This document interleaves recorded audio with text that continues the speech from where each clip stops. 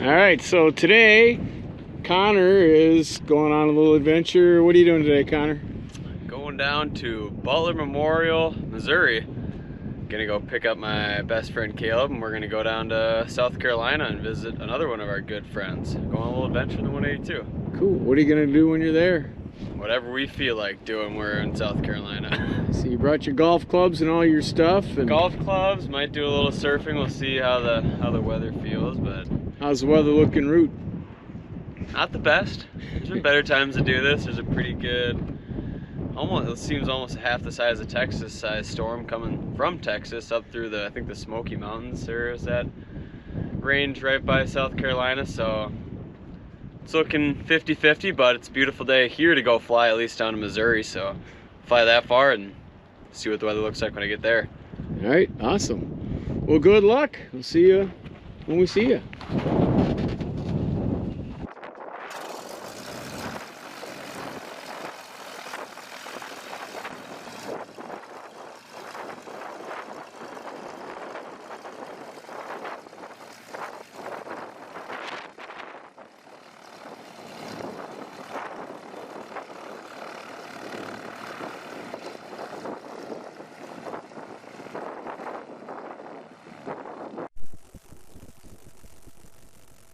And Menominee traffic, Skyline 243 Romeo will be takeoff runway 18 to the south, Menominee.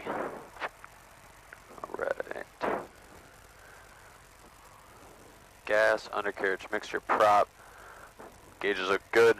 Seatbelt good on my side. We already checked doors and seatbelts on your side. Altimeter is set. Get our DG lined up here. Clear HG. We can take off runway 18. Oh. Guess I'm here. Alright, ready? Yeah.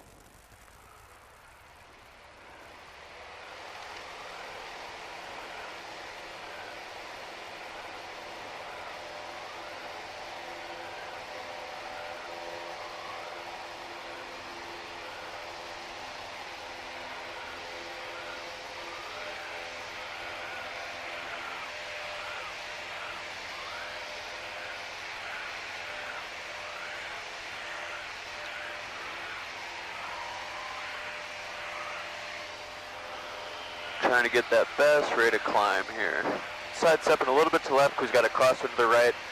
Watch my gauges. If engine failed, we are not at 500 yet, so I'd probably land straight ahead. Still keeping that good rate of climb going. There's 500 feet. We're going to keep on climbing up. We'll start making our turn. Looks like we're going to be going around 198, about 200 for a heading here. We can have a slight headwind. Last I checked, the best winds that we're going to be able to get is around 8,500 feet. So we'll go up to 8,500 feet and cruise on down to Missouri. Hell yeah.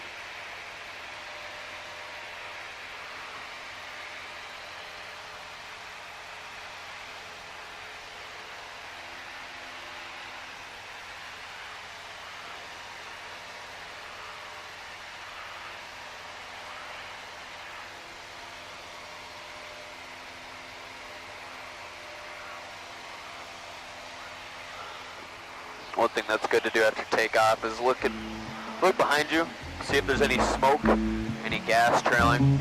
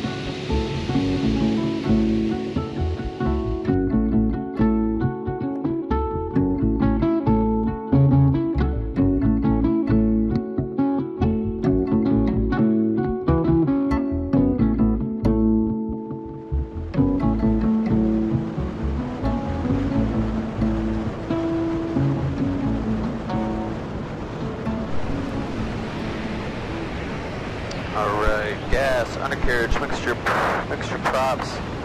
Get our props full in here.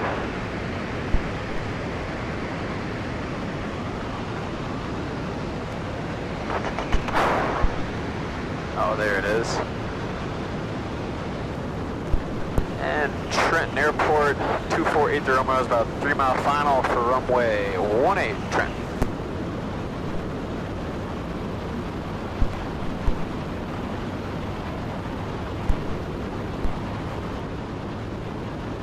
And Trenton Municipal Skyline 248 Romeo is short final for runway 18 Trenton.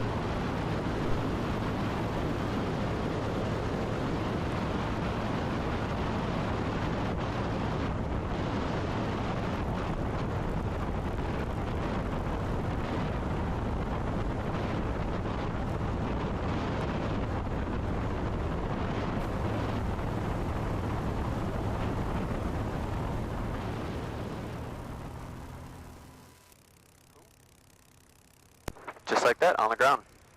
Didn't die again, that was cool. It's always a goal.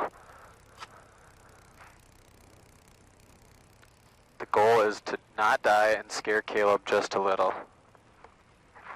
That is the goal. What's the goal? To not die and scare you just a little. I wasn't scared.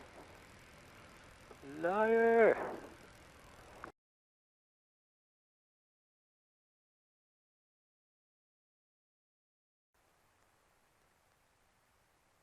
And Trenton Airport 248 Romeo is clear the active Trenton.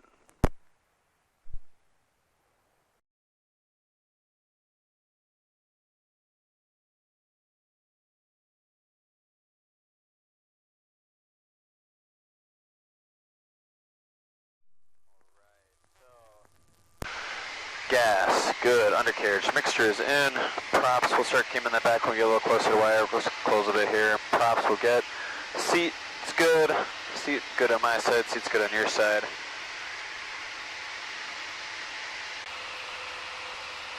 Alright, I got the airport in sight, let's see if you can see it. So, we are right here, To the left. you see it? It'll be just a long black stripe, facing directly like this.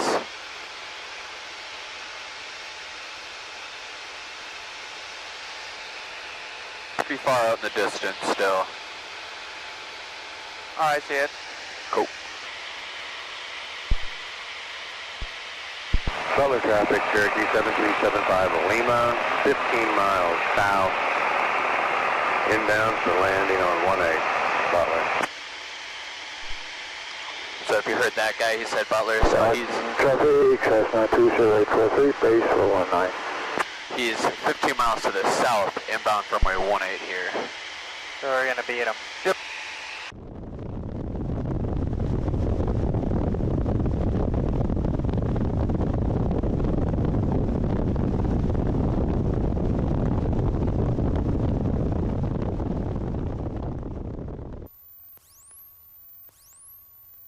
And Butler Memorial, this is 243 Memorial, short final runway 18 Butler Memorial.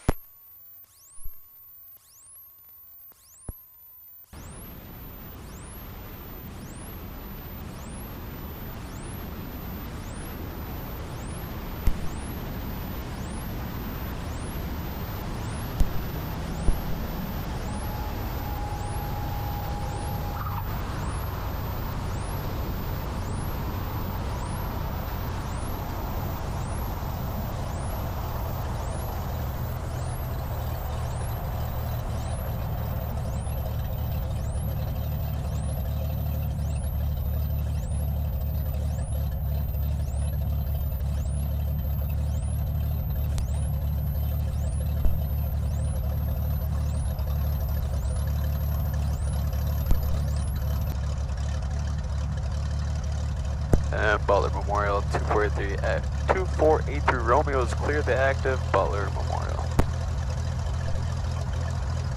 Had a nice little hill to it, didn't it? Yeah, it did. It ain't no Wanakee, you know, but she'll do.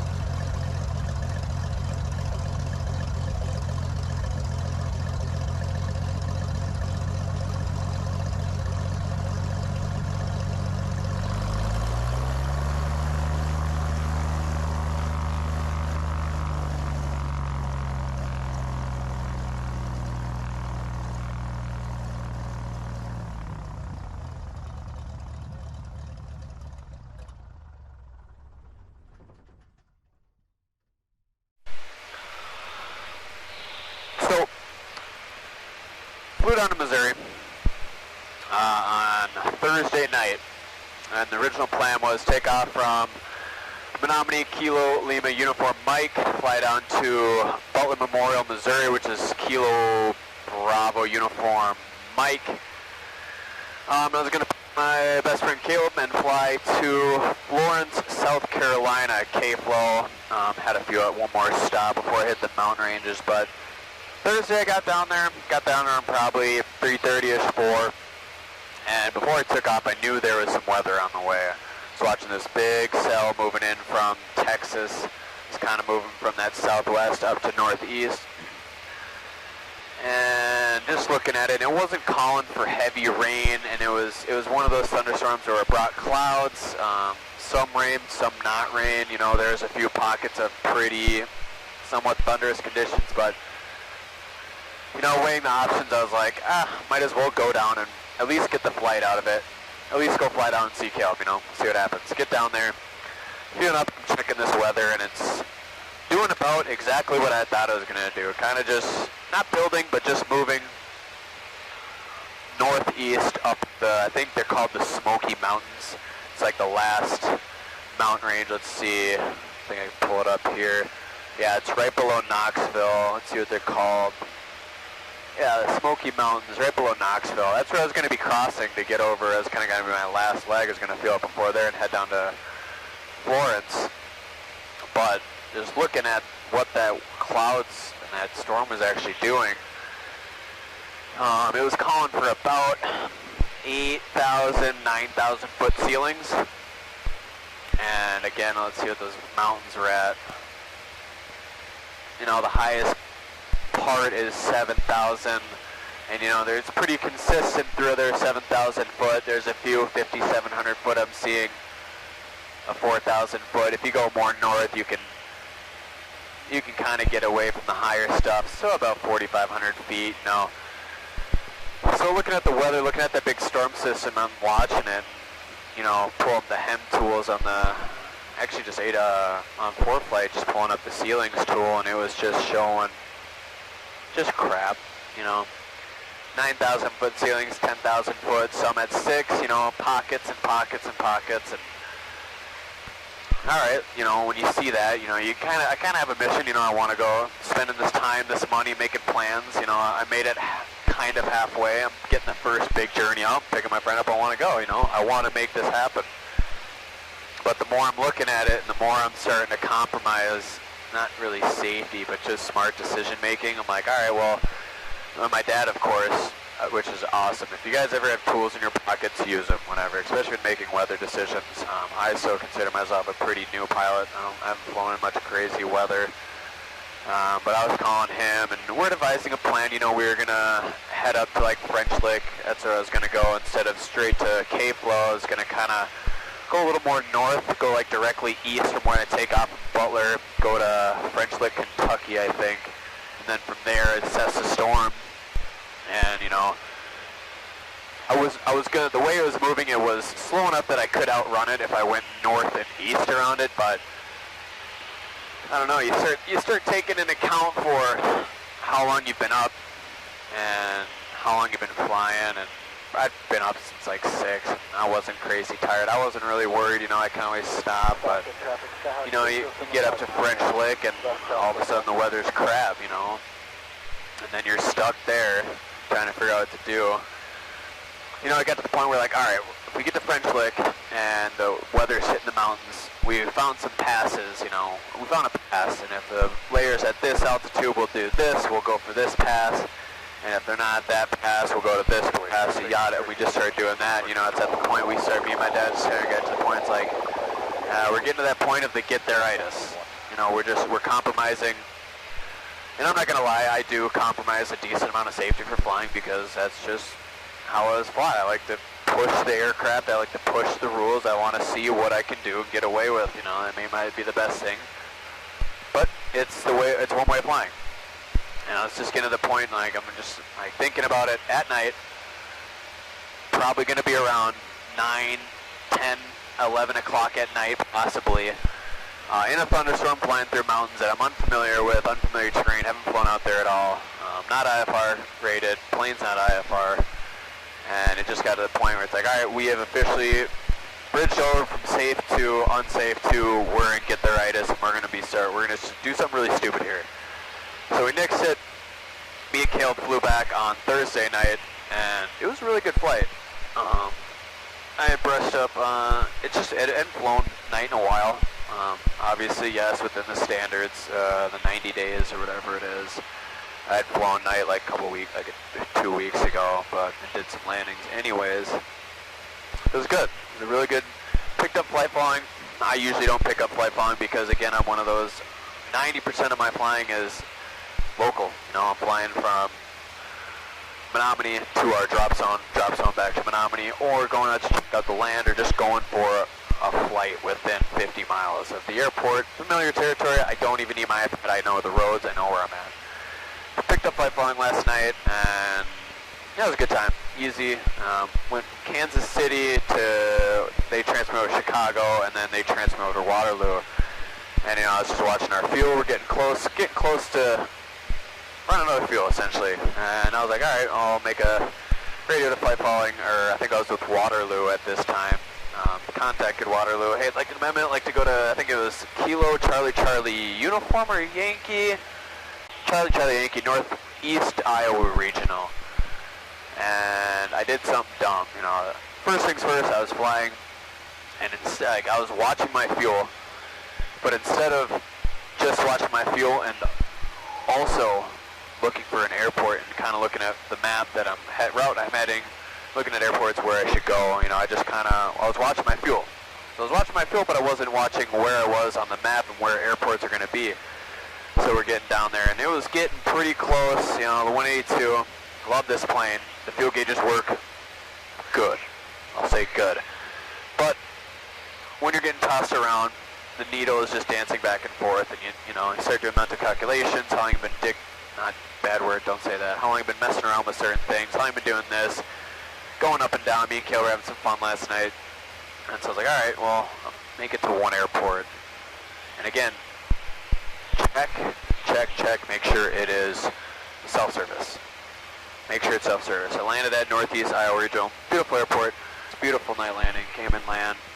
And it was full service. So they're closed. Great. Talk to the old man again. If you have a tool in your bag, like I said, I'm very grateful. Yeah, my dad. All the knowledge I could ask for and more. Call your tools. You know, tell them the situation. Like I said, we're not in a life or death. I could have spent the night there if I needed to. It's not the end of the world, but use your tools. And we were like, we have enough time, we have enough fuel, so we trudged on along to, made it to Fillmore County. Long runway, lighting, self-service fuel. Awesome. And at this point, we're low. We're low on fuel. Make it in there, no problem. Again, beautiful, nice lit up runway, I love it. Come up to the pump. Awesome. Let's see, the end is near. We just got a fuel, and then we got like an hour and 20 flight home back to Menominee. Go up there, and I'm trying to card, didn't work, whatever. It said dial up, couldn't register network, so I was like, whatever, try a different card. Try a different card. I have no more cards. I've tried all my cards. I'm like, you gotta be kidding me. So I, you know, lazily pull up my ForeFlight and look at NOTAMs, and I'm like, of course. I think they posted a NOTAM like an hour, 2 hours before I got there saying their self-service pump wasn't connecting. It doesn't work. They got no fuel. Great. That's not the end of the world again. We're not in rural Alaska, Canada, out in the bush. We're in southern Minnesota, right on the border. Not a big deal. I got a courtesy car. They got everything you need, you know. Ended up, you know, I called the numbers that ForeFlight gave me. I went on AirNav on my phone. Luckily, I had a little bit of reception. Looked at there and called the numbers to the airport manager there. They unfortunately went straight to the county because it was a publicly owned airport. So the county numbers they got office hours, and it was a week. I think, no, it was Thursday, so they would have been open. But called them.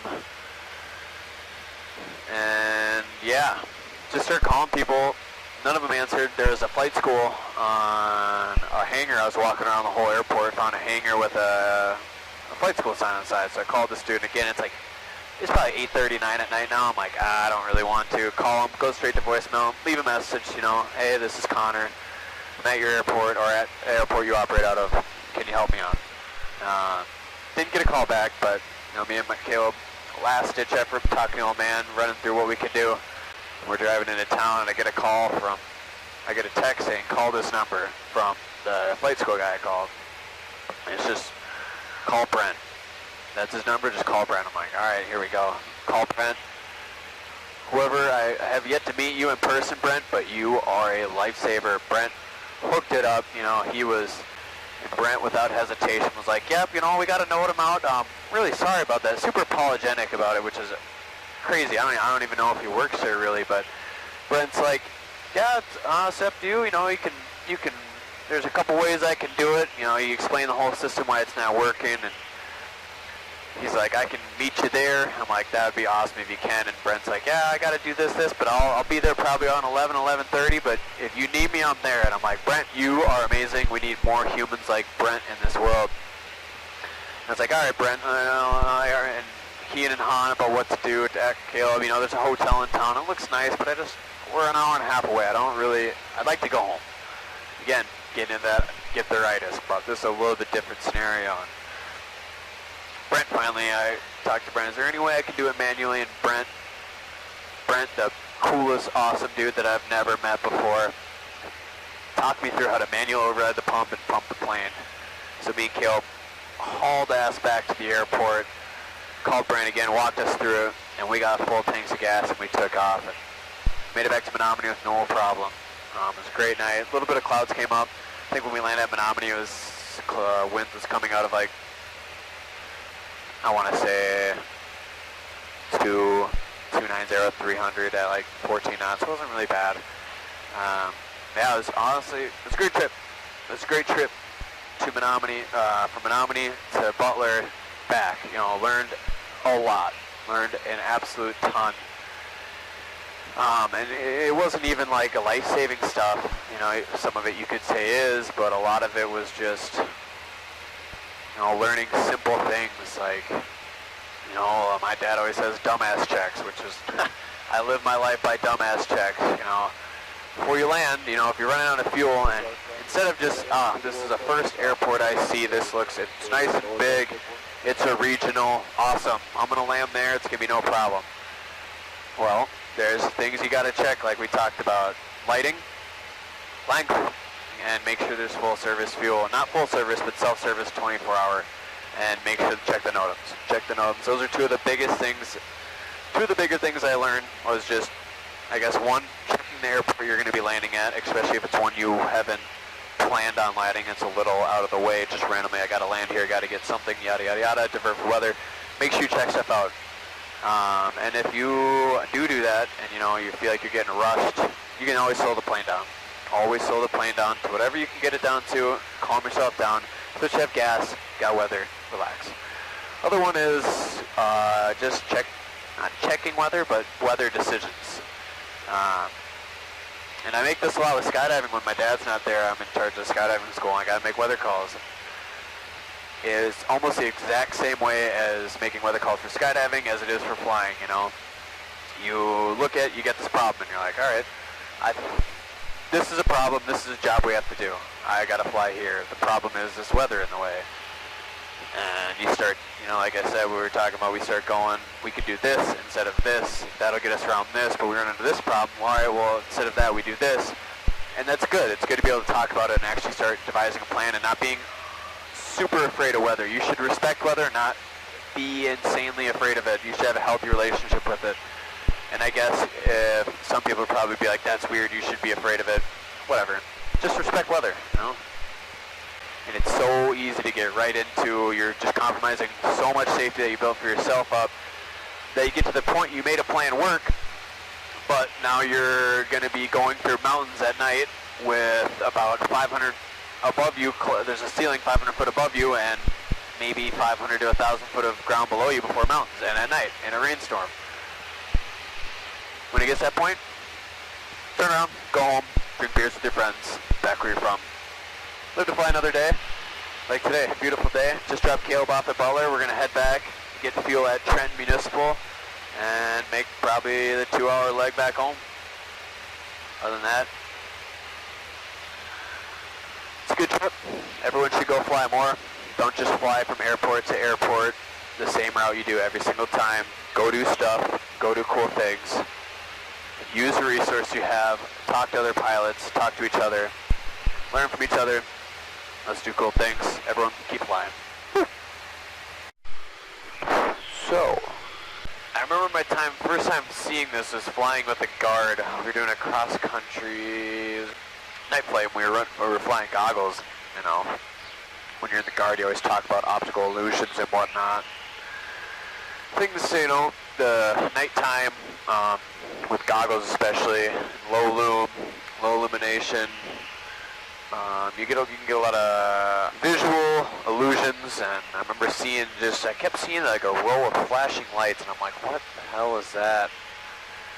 Got closer, and as you're seeing right now, we're going to show you, I'm just going to give it away. They are, pretty sure, wind farms.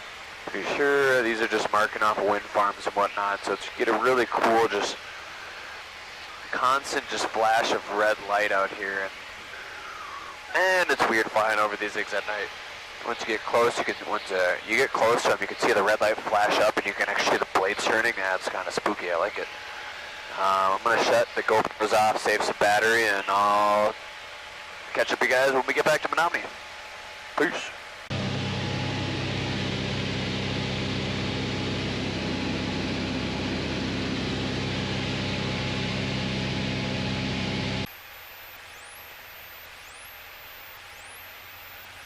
Let's do a little last minute gas, undercarriage, mixture, prop in. Throttle is needed, looking good. Coming a little fast, we're gonna kill some power here. Burn off some speed. And Menominee traffic, Skyline 24 Thermo, the short final for runway 09, Menominee. Last minute checks, gas, undercarriage, mixture, props, good. Flaps is needed. Put on these landing lights here. Looking good. Coming a little fast, we're gonna kill some power, dump some more flaps here.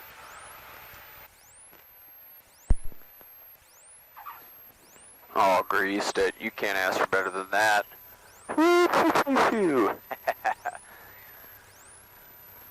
Well, what a great trip that was. My gosh, have I learned a lot. Really not that much time at all. Menominee Airport, Skyline 2483 Romeo will be back taxiing runway 927 Menominee. And we'll just hang a little Yui here and head back to the hangar. Meet the old man and debrief a little bit and put the bird away for the night. Good flight, good times, learned a lot. Didn't die again. Getting pretty good at that. Gotta love the sight of home after a long day. Well, guys, hangar doors are opening. We got some planes to move here, so I'm gonna sign off. And y'all, thanks for coming along. We'll see you next time.